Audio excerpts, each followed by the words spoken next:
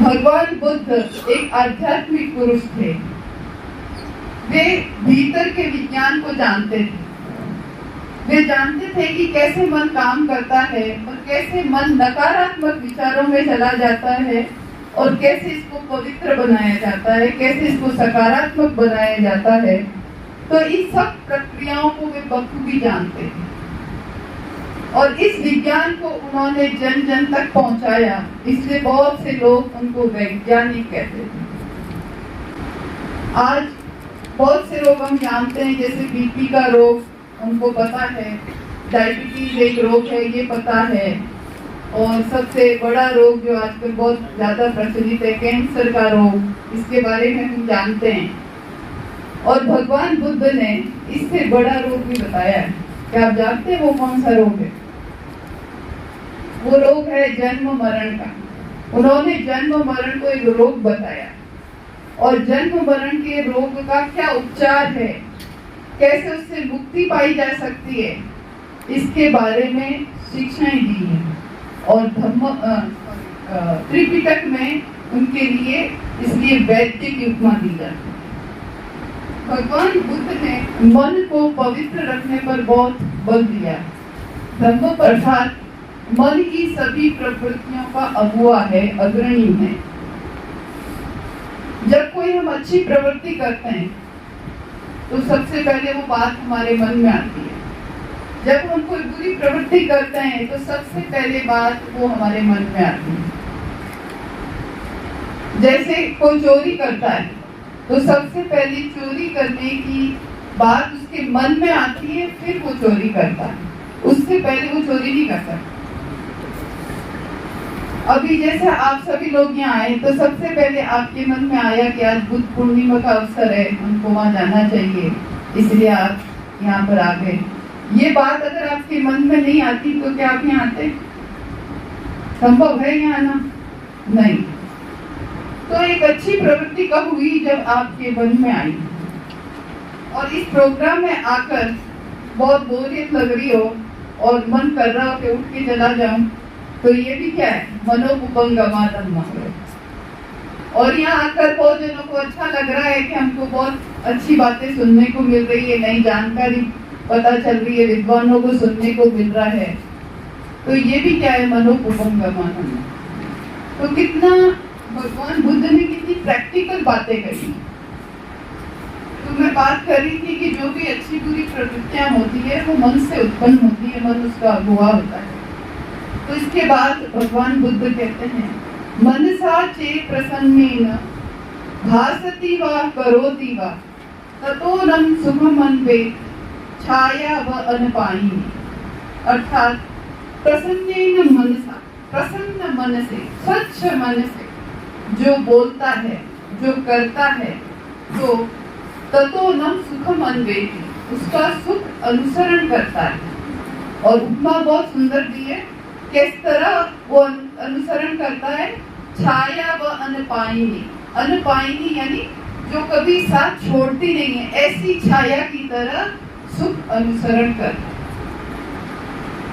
तो ये जो बात है ये बहुत ही हमको लगती है बड़ी सिंपल बात है, ये बहुत गंभीर बात है। और इसी पे मैं आपको और गंभीरता से लेके जाऊंगी कि ये बात कितनी गंभीर है और हमको बहुत अच्छे से इसको समझना चाहिए। तो करते हैं, दूसरों के गुणों की प्रशंसा करते हैं और बड़ों के साथ आदर और सम्मान के साथ बोलते हैं, तो ये सब चीजें हमें सुख देती है। हमको भी प्यार मिलता है, सम्मान मिलता है। तो ये सुख का अनुसरण, हमारी बातें अपने आप ही हमको सुख का अनुसरण करवाती है। अभी इसका अर्थ सिर्फ इतना मात्र नहीं है, इसका गंभीर क्या अर्थ है कि दूसरों के साथ साथ आप जो अपने साथ कैसा बर्ताव करते हैं, अपने साथ कैसी बातें करते हैं, वो भी बहुत इम्पोर्टेंट है। जैसे हम अपने आप से बहुत अपेक्षाएं रखते हैं। कई बार हमारी अपेक्षाएं हमसे पूरी नहीं होती तो हम खुद से क्या क्या बोलते हैं कि मैं एकदम गधा हूँ, मुझसे कुछ होता नहीं, मैं मूर्ख हूँ। तो इस तरह की बातें हम अपने आप से कहते हैं। और जब कभी हमको गुस्सा आता है, दूसरों पर नहीं, खुद को ही बहुत गुस्सा आ जाता है, तो इतना गुस्सा आता है कि खुद से घृणा हो जाती है और खुद को ही कह देता है ये। और जब बीमार हो जाते हैं तब तो हम पता नहीं अपने आप को क्या क्या कहते हैं। बहुत लंबी बीमारी चल गई तो हम ये कहते हैं भगवान हमको उठा ले, और ये बीमारी मुझे क्यों लग जाती है, इतना परेशान हो जाता हूँ, ये वो, तो बहुत सारी बातें हम अपने आप से कहते रहते हैं। तो ये जो बातें हैं, तो मैं बुद्ध की आज की प्रासंगिकता पे बात करूंगा कि कंटेम्परेरी रिलेवेंस क्या है बुद्ध की। तो जब भी हम बुद्ध की बात करते हैं, रविन्द्रनाथ टैगोर ने एक बात कही थी कि मैं बड़ा दुर्भाग्यशाली हूँ कि मैं बुद्ध के समय पैदा नहीं हुआ, मैं बुद्ध को उनके सामने उनको साक्षात्कार नहीं कर पाया। मगर हम बुद्ध के विचारों से और उनके जीवन से प्रेरणा लेकर के आज के युग में जो कि युद्ध से ग्रस्त है, कई प्रकार की विडंबनाएं हमारे सामने, चाहे क्लाइमेटिक चेंज हो, चाहे ग्लोबल वार्मिंग हो, उसमें अगर कोई एक रास्ता, कोई चीज है, कोई ऐसा धर्म है, कोई संप्रदाय, कुछ भी है, कोई प्रदान कर सकता है तो एकमात्र बुद्ध है। उसमें सबसे बड़ी बात क्या है कि बुद्ध के अंदर एक चीज है, ऑर्डिनरीनेस, यानी कि सामान्यपन। अभी मेरे पूर्व वक्ताओं ने कहा कि बुद्ध ने हर चीज को नकार दिया, वेदों को, मतलब बुद्ध ने क्लिष्टता को नकार दिया। बुद्ध ने वही बात की जो सामान्यता मानवीय के जीवन को प्रभावित करती है। बुद्ध से पहले क्या था कि जो पूरा समाज था उस समय का, जहां बुद्ध हुए, पूरा जो ईस्टर्न इंडिया था, वहां पर ब्राह्मणिकल सिस्टम बहुत ज्यादा था। जो ब्राह्मणिकल सिस्टम इतना ज्यादा था कि जहां भी बताया गया कि वेदों को अपौरुषेय कहा गया था और वेदों के मंत्र को उच्चारण कुछ एक वर्गों तक सीमित कर दिया गया था। जातिवाद, संप्रदायवाद इतना ज्यादा बढ़ गया था कि एक जो जाति थी सर्वोच्च, बाकी जातियों को इतना दबा के रखती थी कि वह खुद इस तलाश में थे, वर्ग की तलाश में थे, ताकि हमारा जीवन भी औरों की तरह समतापूर्वक हो सके। जो ह्यूमन डेवलपमेंट इंडेक्स जो 1990 में महबूबुल हक और अमन सेन लेके आए थे, वह भी बुद्ध से प्रभावित है। पहली बार ये था कि विश्व के अंदर जीडीपी को नकार करके खुशी को महत्व दिया गया, पढ़ा एजुकेशन को महत्व दिया गया, फ्रीडम को महत्व दिया गया और मानवीय चेतना को महत्व दिया गया। यह बुद्ध का, उनकी शिक्षा का ही एक तरीके से प्रतिबिंब आप इसमें देख सकते हैं वर्ल्ड लेवल पे। दूसरी बात कही जाए तो बुद्ध धर्म एकमात्र ऐसा धर्म है जो एग्नोस्टिक है, मतलब ये भगवान के अस्तित्व या भगवान के न होने पे दोनों पे विश्वास नहीं करता। बुद्ध कहते हैं भगवान है या नहीं है, ये बात बहुत ज्यादा कॉम्प्लेक्स है, इसमें अगर रह जाओगे तो उत्तर कभी मिलेगा ही नहीं। वह कहते हैं इनको अवैज्ञानिक प्रश्न। उन्होंने मेटाफिजिक्स को पूरा नकार दिया। पराभौतिकी के बारे में वो कहते हैं कि अगर आप भगवान पे, आत्मा पे, इनमें उलझे रहोगे तो ये ऐसे प्रश्न है जिसका ना तो आज तक उत्तर दे पाए ना दे पाएगा। इसके पक्ष में भी उतने ही तर्क है जितने विपक्ष में। इसलिए हमारा काम ये है कि हम स्वयं को सुधारें, हम स्वयं को अच्छा बनाएं। इसलिए उन्होंने मेडिटेशन की बात की कि स्वयं में देखो, स्वयं को अच्छा बनाओ। दूसरी सबसे महत्वपूर्ण बात कि उन्होंने अपने संघ में सभी जातियों को अलाउ किया। उन्होंने स्त्री का, पुरुष का भेद खत्म कर दिया, जाति का भेद खत्म कर दिया। तो आज की परिस्थिति में सबसे बड़ी दिक्कत क्या है? हर धर्म कह रहा है कि मैं दूसरे धर्म से श्रेष्ठ हूँ, मेरा भगवान तुम्हारे भगवान से श्रेष्ठ है। यही कारण है कि पूरी दुनिया में वैमनस्य फैला हुआ है। और बुद्ध एकमात्र व्यक्ति थे जिन्होंने कहा था मॉरल और एथिकल कंडक्ट के लिए हमको किसी भगवान की जरूरत नहीं है। Moral and ethical conduct should not be parasitic on any type of divinity. और अगर पूरे विश्व को एक नैतिक पटल पे लाना चाहते हैं तो वो जब ही संभव है जब हम इसको मॉरल कोड ऑफ कंडक्ट को, एथिकल मीन्स को हम भगवान पर निर्भर नहीं रखें, तभी विश्व एक पटल पे आ सकता है। ये बुद्ध की देन है। दुनिया में माना जाता है कि जो पुनर्जागरण हुआ, जो एनलाइटनमेंट हुआ, प्रबोधन हुआ, ये यूरोप की देन है। 14वीं शताब्दी में रिनेसां जो आया, मतलब सही मायने में देखा जाए तो पहले जो रिनेसां के जो पहले आवाज थे वो बुद्ध थे। क्योंकि रिनेसां में यही की बात कही गई, पुनर्जागरण में तर्कपूर्णता, रीजन एंड लॉजिक। सबसे पहले दुनिया में अगर किसी ने बात की रीजन लॉजिक की तो बुद्ध ने की। बुद्ध ने कहा कि तुम वेदों को ये मत मानो कि किसी भगवान ने बनाया, ये इसमें जो लिखा है सत्य है। जब तक अपनी बुद्धि पर नहीं परखो, जब तक इसकी सत्यता पर विश्वास मत करो। तो ब्लाइंड फेथ को किसी ने रिजेक्ट किया तो बुद्ध ने किया। सबसे पहले लॉजिक और रीजन को लेके आए तो तथागत बुद्ध लेके आए। चौथी बात, पब्लिक रीजनिंग और कम्युनिकेशन, यानी कि वार्तालाप और लोक संवाद। बुद्ध ने जो अपना जो भी बात बताई, सबसे पहले मैंने बताया कि बहुत सरल थी और उन्होंने संस्कृत का यूज लिया, उन्होंने पाली का यूज लिया जो लोक भाषा थी। और बुद्ध का पूरा जो धर्म था, बुद्ध का पूरा जो संदेश था, वो किस पर बढ़ा? वो बढ़ा पब्लिक रीजनिंग पे, जो वो ज्यादा जगह जगह जाकर के शास्त्रार्थ करते थे। इसका सबसे बड़ा इम्पैक्ट यहाँ तक नहीं, जापान तक हुआ।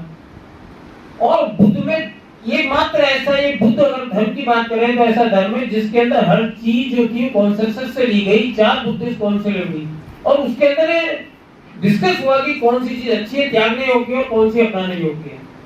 जापान के जो प्रिंस थे शोकोदु, उन्होंने बुद्ध से प्रभावित होकर बुद्धिज्म को जो अपनाया तो उन्होंने एक संविधान दिया और उसको बोलते हैं 17 आर्टिकल कॉन्स्टिट्यूशन। वो जापान में लोकतंत्र की ओर पहला कदम था। उन्होंने वहां लिखा कि कोई भी चीज होती है वो समन्वय से और सबके कॉन्सेंसस से होनी चाहिए। एक राजा का कोई अधिकार नहीं है कि वो अपना निर्णय सब पे लागू कर दे।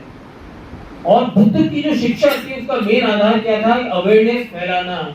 और इसी का कारण है कि चाइना, जापान और कोरिया के अंदर जो भी प्रयास हुए प्रिंटिंग को लेकर के, वो बुद्धिस्ट टेक्नोलॉजी से हुए। और पहली किताब जो डेट से है वो जो है बुद्धिस्ट बुक है, जो कुमार जीवा जो है उन्होंने लिखी थी। और उन्होंने बुद्ध की जो है डायमंड सूत्र को चाइनीज में ट्रांसलेट किया था। तो प्रिंटिंग का जो श्रेय जाता है वो बुद्ध की फिलॉसफी को ही जाता है। आज जिस भी परिवेश में हम बात कर रहे हैं, जो लोकतंत्र की बात करते हैं, जहाँ पर सोशल कॉन्ट्रैक्ट की बात करते हैं, रूसो, जॉन रोल्स की बात करते हैं, हम कांट की बात करते हैं, हम हॉबल्स की बात करते हैं, इन्होंने जो सोशल कॉन्ट्रैक्ट की थ्योरी दी है जिसके अंदर माना है कि पूरी जो आधारशिला है लोकतंत्र की और मानव समाज की, आधुनिक मानव समाज की, और रेसिप्रोसिटी पर है और म्यूचुअलिटी पर है कि मुझे फायदा होगा, आपको भी फायदा होगा। सरकार करते हैं, सरकार हमें सुविधाएं देगी, हम वोट देंगे। बुद्ध ने इसकी विपरीत एक बात की है। उन्होंने बात की मैक्सिमम पावर यूटिलाइजेशन की, और उन्होंने बात की कि एक तरफा, यानी कि जो व्यक्ति मनुष्य जो है वो सबसे बुद्धिमान है तो उसका कर्तव्य है कि सभी प्राणियों की तरफ वो कंपैशन करते हैं। इसी तरीके से समाज में जिसके पास जितना पैसा, जितनी ताकत है, वो औरों के प्रति ज्यादा करे, कॉन्ट्रैक्ट और म्यूचुअलिटी हो। तो इस थ्योरी को खुद अमर्त्य सेन ने अपनी किताब में लिखा जब उन्होंने आर्गुमेंटेटिव इंडिया लिखी। तो कुल मिलाकर अगर हम बुद्ध का पूरी फिलॉसफी देखें, और मैं एक और बात बता दूं कि समय जैसे जैसे बदलता है वैसे वैसे क्रांति आती है। जैसे इंडस्ट्रियल रिवॉल्यूशन आया तो उसके बाद लोगों ने कहा कि इससे अच्छा होता प्री इंडस्ट्रियल रिवॉल्यूशन के टाइम में चले जाते, उसके इतने जो थे वहां पर डिसएडवांटेज या रेमिफिकेशंस थे। इसी तरीके से मगध में उस समय जब आयरन कल्चर आया था, जब आयरन इंट्रोड्यूस हुआ था, जब मगध की जो वन की भूमि को आयरन टूल से काटा गया और वहां की पूरी सोसाइटी चेंज हो गई। वहां जहां पर लोग जो थे, अभी तक क्या है, चार क्वालिटी और कॉपर ऐसे निकले नहीं थे, आयरन के आने की वजह से एग्रीकल्चर चालू हुआ। और अभी पशुवध की बात आई थी, जो वैदिक कल्चर में बलि दिया करते थे, वहां के लोग पशु आहार पर डिपेंड रहते थे, मगर एग्रीकल्चर आने की वजह से कैटल को बचाना बहुत जरूरी हो गया था। इसी का परिणाम है कि एग्रीकल्चर जब कैटल यूज आने लगे तो वहां पर ये बात उठी कि कैटल्स को बचाया जाए। और बुद्धा ने इस अपनी फिलॉसफी के अंदर इसका सबसे पहले समर्थन किया, और जो गो हत्या प्रतिबंधित है उसका सबसे बड़ा श्रेय बुद्ध को ही जाता है देश के अंदर। उस समय लोग चाहते थे कि जैसे जैसे एग्रीकल्चर इकोनॉमी बढ़ी तो ट्रेड बढ़ा, ट्रेड की वजह से एकदम मटेरियलिस्टिक कल्चर बढ़ गया, और उस मटेरियलिस्टिक कल्चर के कारण सारे के सारे समाज में और ब्राह्मणिक कल्चर के कारण ये जितने भी दुष्परिणाम आए उसका कारण था कि बौद्ध और जैन धर्म उसी काल में आ गया है। और बौद्ध और तथागत बुद्ध ने हिंदुस्तान को उस वक्त राह दिखाई, और इस समय भी हम उसी जगह पर हैं जब इन सारी चीजों से आज हम देख रहे हैं जगह जगह युद्ध हो रहा है। यूक्रेन की बात ले लो, इजराइल की बात ले लो, चाहे हम क्लाइमेट चेंज की बात करें, इस समय भी बुद्ध उसी तरह प्रासंगिक है। और बुद्ध का जो रास्ता है, जो मार्ग है, जो कंपैशन का, जो उनका काइंडनेस का मार्ग है, समता का मार्ग है, स्वतंत्रता का मार्ग है, वही आज विश्व को दोबारा से एक नया रास्ता दिखा सकता है। बहुत बहुत धन्यवाद। ये 2024 तो लगभग 3000 इसके पूर्व इस प्रकार का एक महामानव हमारे सामने अवतरित हुआ था, आया था, जिसकी छवि को देखने मात्र से मैं बहुत ज़्यादा वैज्ञानिक प्रयोगों पे नहीं जाऊंगा। मैं तो मेरे मन के भावों को, जो मुझे अनुभूत होता है, जो मैं अशोक उद्यान में सैर के लिए जाता हूँ, भ्रमण के लिए जाता हूँ और किसी पेड़ को अपनी उससे गले मिलने लगता हूँ और अपने आप को ऐसा शांत सरोवर में डूबा हुआ पाता हूँ, मैं इस प्रकार की बातें करने के लिए, कुछ बातें करने के लिए आपके सामने उपस्थित हुआ हूँ। तो ये छवि को आप 5 मिनट तक निहार कर देखिए। मैडम ने हमको ध्यान भी करवा दिया, सब कुछ करवाया जिससे हमें आनंद की अनुभूति होती। और वास्तव में बुद्ध पूर्णिमा जो है उसको मैं अगर नाम दूं कि ये शांति का पर्व है। एक तो शांति पर्व महाभारत में था, और एक शांति पर्व में अगर इस पर्व का नाम दे दूं तो मेरे ख्याल से अतिशयोक्ति नहीं होगी। और इसको पीपल पूनम भी कहा जाता है। हो सकता है इसमें कोई लौकिक अवधारणाएं मौजूद हो, लेकिन निरंजना नदी के तट पर, फल्गु नदी के किनारे, पीपल के वृक्ष के नीचे, खुले आकाश के नीचे रज कणों पर बैठ करके और निरंजना नदी की कलकल की आवाज को सुनते हुए, इन सब प्राकृतिक तत्वों से एक में होते हुए जो व्यक्ति अपने आप को इन तत्वों में जिसने समाविष्ट कर लिया, उसके ऊपर मारा के कितने भी आक्रमण हो जाए क्या फर्क पड़ेगा। और फिर वो बुद्धत्व को क्यों न प्राप्त होगा। आप भी एक प्रयोग करके देखें। सदियों में एक व्यक्ति होता है जो बुद्धत्व को प्राप्त होता है, लेकिन मेरा ये पूर्ण विश्वास है कि मैं या आप भी अपने दिन में कभी कभार ऐसे क्षण आते होंगे जब आप बुद्धत्व को प्राप्त होते होंगे। एक बिल्कुल ही ऐसा प्रयोग जो मैं खुद पर करता हूँ। मेरे सर ललित निबंध की किताब आ रही है जिस पर मेरे इस प्रकार के प्रयोगों का वर्णन है। बहुत जल्दी वो किताब आ जाएगी। मेरी कविताओं की किताबों में 10 से 15 तक भगवान बुद्ध पर कविताएं हैं, और बुद्ध से सवाल को बड़ा उद्वेलित करने वाली एक कविता है। वो कभी मौका होगा तो मैं आपको बताऊंगा। तो मैं रोज प्रातः भ्रमण के लिए जाता हूँ, रोज जाता था पहले। मेरे घर के पास में पड़ोस के द्वार पर कनेर का पेड़ था। फूलों से लखकर मैं एक पुष्प उससे रोज तोड़ता था, घर आता था, नहाता था और लोटे में कलश में जल लेकर के उसमें वो पुष्प रखता था और फिर सूर्य भगवान को उससे अर्घ्य देता। ये मेरा रोज का क्रम था जो महीनों तक चला।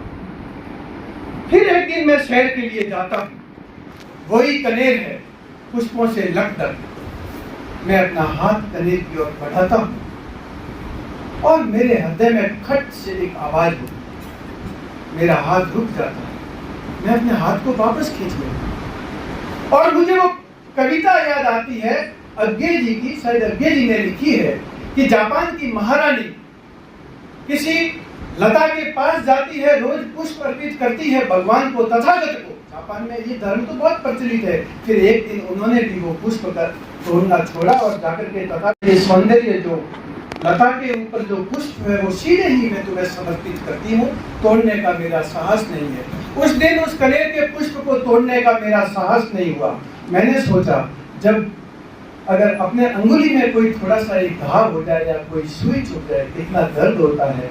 मैं एक कनेर के पेड़ के एक अंग को रोज उससे विलग करता हूँ और उसके बाद मैंने उस पुष्प को तोड़ना बंद कर दिया। सूर्य भगवान प्रसन्न हो, पता नहीं उस पुष्प से सूर्य भगवान प्रसन्न होते थे कि नहीं होते थे, पर कनेर के पेड़ से, देह से किसी अंग का विलग होना वो तो साक्षात दुख भरा क्षण मेरे सामने उपस्थित था।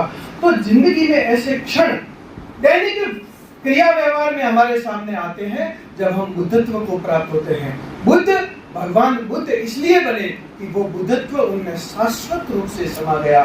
हम बुद्ध इसलिए नहीं बन पाते क्योंकि हमारा वो बुद्धत्व क्षणिक बुद्धत्व होता है। अगर हम उस अपनी इच्छा शक्ति के आधार पर या अपनी प्रज्ञा के आधार पर उस स्थिति को, मन स्थिति को प्राप्त कर ले तो हमें भी कोई बुद्ध बनने से रोक नहीं सकता। इसलिए आज के पर्व की ये खासियत या मैं कहूँ कि महत्ता ये होगी कि हम अपने जीवन में छोटी छोटी चीजों से शुरुआत करें। जैसा कि मैडम ने हमें बताया, कई सारे जो पूरे सिद्धांत थे उनके आधार पर हमें बताया। निश्चित ही मैं तो गौरवान्वित हूँ कि इतने बड़े विद्वान और विदुषी लोगों के साथ बैठने का मुझे सौभाग्य प्राप्त होता है, हुआ है।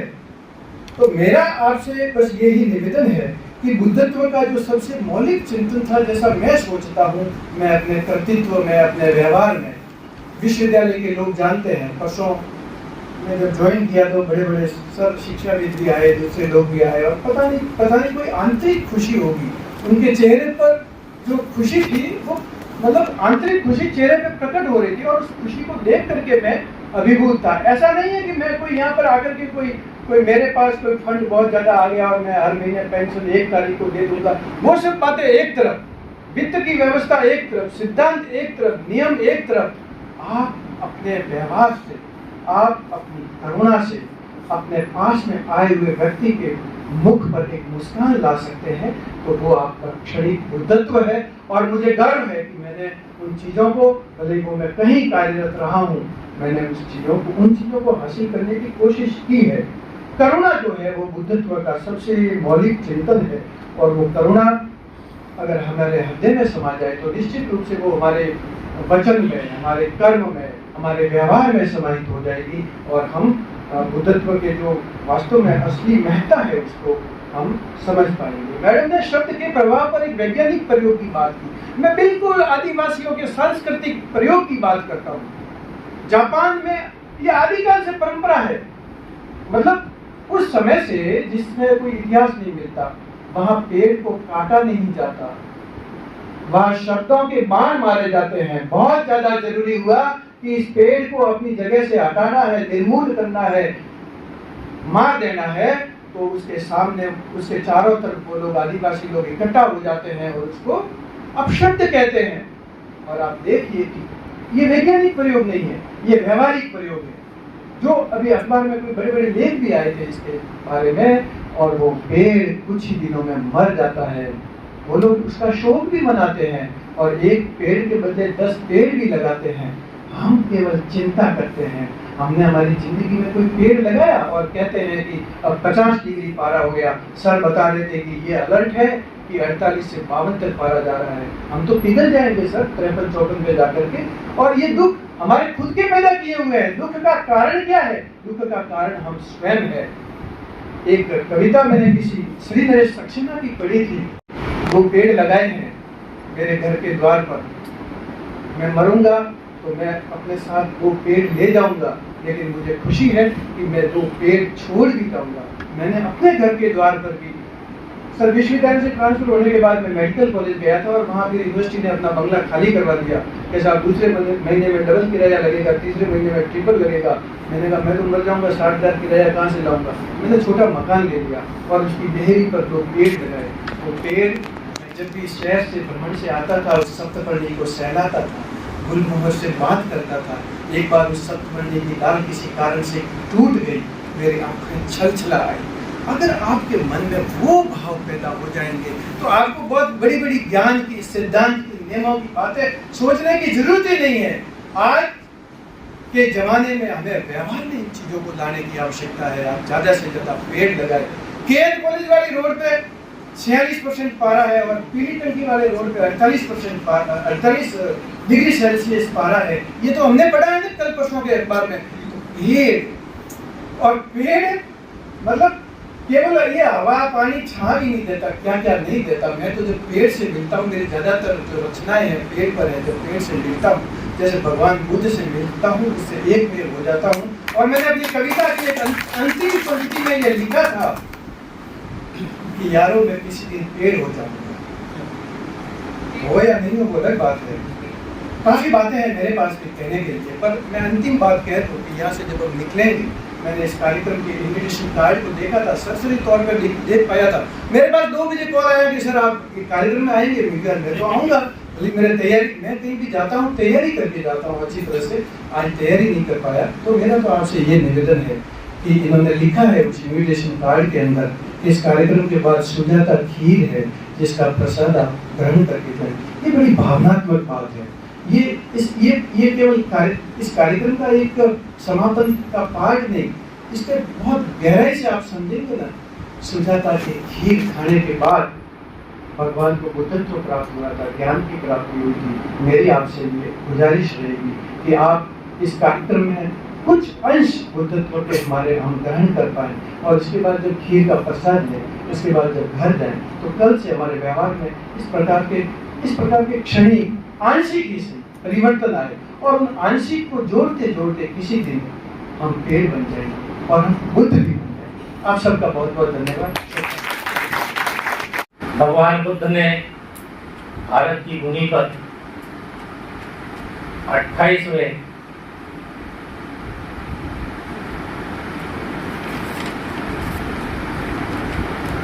बुद्ध होकर के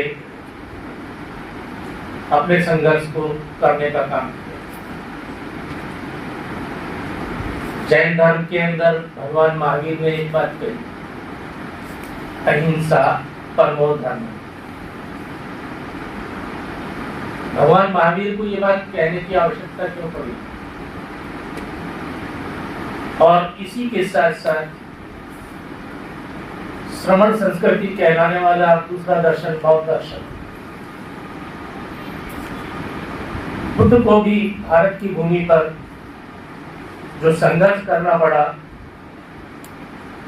उसके अंदर अहिंसा को लेकर के ही बात आई। ये अहिंसा को लेकर के जो बात आई, ये सीधा सीधा वेद को, वेद संस्कृति को चैलेंज था। वेदों के अंदर जो बात कही गई, उसको ये कहा गया कि वेद अपरुषेय है, मतलब ये ईश्वर के द्वारा लिखित है, इसमें कोई भी संशोधन करना संभव नहीं है। इसलिए पशु बलि देना, बलि करना, ये धर्म के अंतर्गत बात है। बुद्ध ने लंबे समय तक इसके लिए संघर्ष किया। आखिर ब्राह्मणों को इस बात को मानना पड़ा कि वेद पुरुषों नहीं है और वेद पुरुषों के द्वारा, मानव के द्वारा निर्मित बात है, वेदों की रचना हुई। बुद्ध के इतना करने पर भी यदि ऐसी स्थिति आई तो इसके लिए बुद्ध को बहुत बड़ा संघर्ष अपने लिए झेलना पड़ा। और उस समय जब ये बात आई तो वेदों के अंदर जो बात आती थी कि भाई पशु बलि देने से ईश्वर और देवता प्रसन्न हो जाते हैं, इसलिए इसको करना आवश्यक है। यही बात जब बुद्ध के इसने प्रहारों से मानना पड़ा ब्राह्मणों को और ऋषियों को कि ये बात गलत है, तो उसको एक संशोधन आगे करने की आवश्यकता पड़ी और उसको गीता के अंदर आकर के इस बात को कहना पड़ा कि नहीं, कि दो तरह के कर्म हैं, नित्य कर्म और नैमित्तिक कर्म। नित्य कर्म वे कर्म है जो करना आवश्यक होता है, उनको रोके नहीं जा सकते। इसलिए नित्य कर्मों के करने में गीता में इसका विरोध नहीं किया गया। नैमित्तिक कर्म के ऊपर बात आई। नैमित्तिक कर्म और नित्य कर्म के अंदर अंतर इतना ही है कि जैसे रोज अपन सुबह उठते हैं, सारे काम करते हैं, नित्य कर्म कहलाते हैं, उसी तरीके से आरती करते हैं, भजन करते हैं, यहाँ कहीं दिक्कत नहीं है। लेकिन गीता के अंदर जो बात आई है नैमित्तिक कर्म के ऊपर, उसका विरोध किया गया। कृष्ण के द्वारा कहलाया गया कि नैमित्तिक कर्म करना आवश्यक नहीं है और इसीलिए इस बात को कहा गया, नैमित्तिक कर्म को काम्य कर्म भी कहा जाता है। काम्य कर्म का मतलब होता है कामना, भाई मेरे पुत्र होना चाहिए, यदि मेरे पुत्र हो गया तो मैं, हे देवता, हे देवी, मैं आपके लिए ये प्रसाद चढ़ाऊंगा, ये बलि दूंगा। ये इस काम का जो है नैमित्तिक कर्म कहलाया गया और काम्य कर्म के माध्यम को कह करके इसका विरोध कृष्ण के माध्यम से गीता में करवाया गया। यहाँ कृष्ण यज्ञ और याग जो चीज होती है इसका विरोध नहीं कर रहे।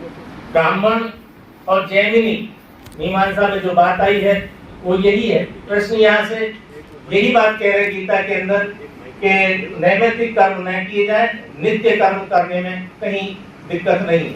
गीता के अंदर जो बात आई है, गीता में जो बात कही गई है, वहाँ यज्ञ का समर्थन किया गया है और उसमें ये बात कही गई है कि यज्ञ करना उचित बात है। और उसके साथ साथ गीता में दूसरी बात जो बात कृष्ण के माध्यम से कहा गई है वो चातुर्य वर्ण व्यवस्था के बारे में कही है। बुद्ध वेदों के समय में भी चातुर्य वर्ण व्यवस्था से संघर्ष कर रहे थे और गीता के अंदर जो चातुर्य वर्ण व्यवस्था रखी गई है उसमें भी यही बात आई है कि चातुर्य वर्ण व्यवस्था जो है ईश्वर के द्वारा प्रदत्त है। यहाँ कृष्ण को देवादिदेव माना गया, उसको ईश्वर ही नहीं माना गया बल्कि परमेश्वर माना गया। और पार ब्रह्म प्राप्त करने के लिए, जग से मोक्ष प्राप्त करने के लिए कृष्ण की बात कही गई। और चातुर्य वर्ण व्यवस्था के अंदर ये बात आती है कि चातुर्वर्ण व्यवस्था जो है वो ईश्वर प्रदत्त है। यहाँ आकर के बुद्ध के दर्शन की आवश्यकता महसूस होती है। बुद्ध कह रहे हैं ईश्वर नहीं, बुद्ध के दर्शन में ईश्वर का स्थान नहीं है। यही बात कपिल मुनि कह रहे हैं। कपिल मुनि कह रहे हैं ईश्वर है ही नहीं। बुद्ध से पहले कपिल मुनि ने ये बात कही है कि ईश्वर नहीं है। ईश्वर नहीं है तो फिर क्या है? तो उन्होंने कहा है कि ये संसार 3 तत्वों से मिला हुआ है, 3 तत्वों से मिलकर के बना है। पहला है तमोगुण, दूसरा है पदार्थ का रजोगुण और तीसरा है सतोगुण। ये 3 गुण जो है पदार्थ के अंदर पाए जाते हैं। जब इन पदार्थ के अंदर तीनों गुण संतुलन में रहते हैं, मतलब समान अवस्था में रहते हैं, तो पदार्थ जड़ अवस्था में रहता है। और जब इन तीनों में से कोई एक गुण के अंदर असंतुलन पैदा होता है तो पदार्थ के अंदर चेतना आ जाती है, उसके अंदर परिवर्तन आ जाता है। और ये बात जो है चेतना जब आ जाती है तो जगत के अंदर 2 चीज आ जाती है, एक तो जड़ पदार्थ है, दूसरा चेतनशील पदार्थ है। तो ये बात कहकर के कपिल ने संसार को ये बताने की बात कही। इसको सांख्य दर्शन के अंदर स्पष्ट रूप से दर्शाया गया है। तो यहाँ जो बात आई है ईश्वर नहीं है और ईश्वर है, ये 2 बातों का अंतर बौद्ध दर्शन के अंदर आता है। और भगवान तथागत बुद्ध ने बहुत अच्छे ढंग से अपने धर्म को स्थापित करने के लिए ईश्वर को हटा करके ईश्वर की जगह जो चीज स्थापित की है वो है सदाचार। भगवान बुद्ध कह रहे हैं कि ईश्वर नहीं है, सदाचार है। धर्म को स्थापित करने के अंदर ईसा मसीह, कृष्ण और मोहम्मद साहब, इन तीनों के अतिरिक्त भगवान बुद्ध कह रहे हैं ईश्वर, खुदा, अल्लाह ये चीज नहीं है, गॉड नहीं है, बल्कि ये सदाचार है। और इस सदाचार को पालन करने से ही जो है अपना कल्याण हो सकता है। इसलिए उन्होंने सबसे पहले इस बात को स्थापित किया जिसको कहते हैं शील। शील के अंदर 5 शील उन्होंने प्रथम तौर के ऊपर उपासकों को दिए। केवल उपासक 5 शील की पालना कर लें, जिसमें अपन ने अभी बुद्ध वंदना के अंदर पंचशील लिया। वो पंचशील 5 शीलों को लेकर के है। उसके बाद अष्टशील आते हैं और उसके बाद आगे बढ़ता है मामला। जितने शील बढ़ते जाते हैं उतना ही जो है धर्म के अंदर आदमी की पारंगतता बढ़ती है। तो भगवान बुद्ध अपने उपासकों को शील के ऊपर ला करके छोड़ते हैं। यदि सदाचार से इंसान रहेगा तो जो दुख है, जो तृष्णा है, दुख का कारण, वो तृष्णा को रोकने का काम जो हो सकता है वो इन शीलों के माध्यम से हो सकता है। और शील का पालन यदि व्यक्ति करता है तो समाज के अंदर सुख पैदा होगा। और सारा समाज यदि शीलों का पालन करने लग जाए तो दुख का विनाश अपन कर सकते हैं। दुख है, दुख का कारण है, दुख का निवारण है। भगवान बुद्ध ने ये सारी बातें कही हैं। मैं इतना लंबा समय यह है कि बहुत महत्वपूर्ण वक्ता बोलने की